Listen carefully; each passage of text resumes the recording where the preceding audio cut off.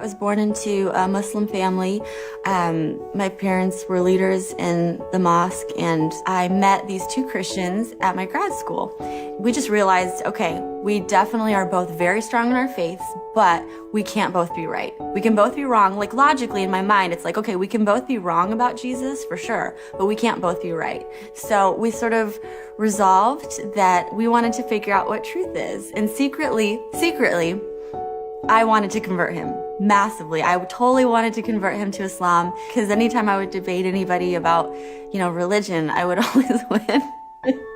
And so he gave me a Bible, I gave him a Quran, and we started to just sort of do our own research. And I would come with my bullet points and he would come with his.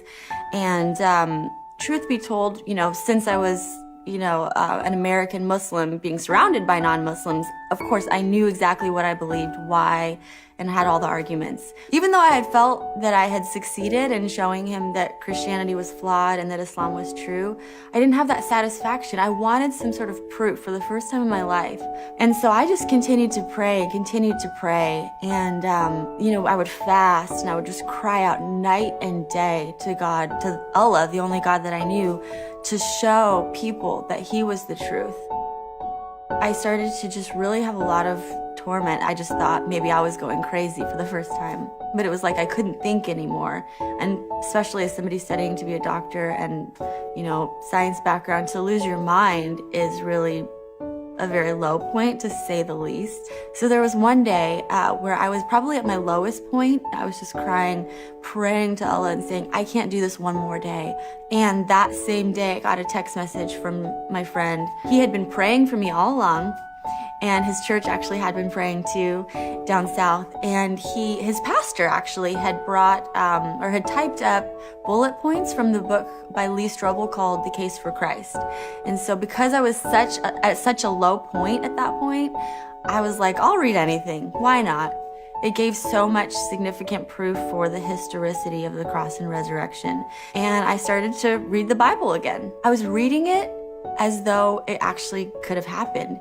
And I just remember thinking, oh my gosh, this is beautiful. And then I called somebody that I knew who was a Christian. She said, why don't you just ask Jesus to come into your heart? If you're wondering and curious, you have nothing to lose. And, little did she know, if a Muslim asks Jesus into their heart, it's hell for eternity.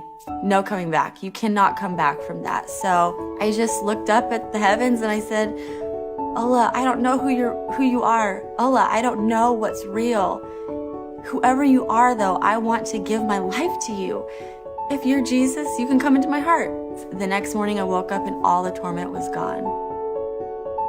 So I thought to myself, okay, logic brain, I'm gonna really give this exploration of the Gospels 3 or 4 years of my life, and I'm gonna really look into it to see if it's real. I'm gonna stay a Muslim, of course. I would never leave Islam, but I just want to give this a chance.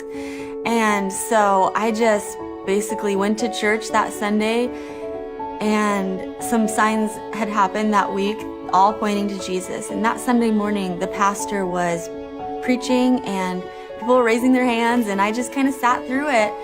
But my heart just wanted to worship. And when the altar call came, we all bowed our heads, and the pastor just said, I feel like there's someone in here that wants to give their life to Jesus, but they don't even know what that means, and they're really scared. And I just said, enough is enough. It's taking me more faith to not believe in Jesus than to believe in him. He's my first experience with love.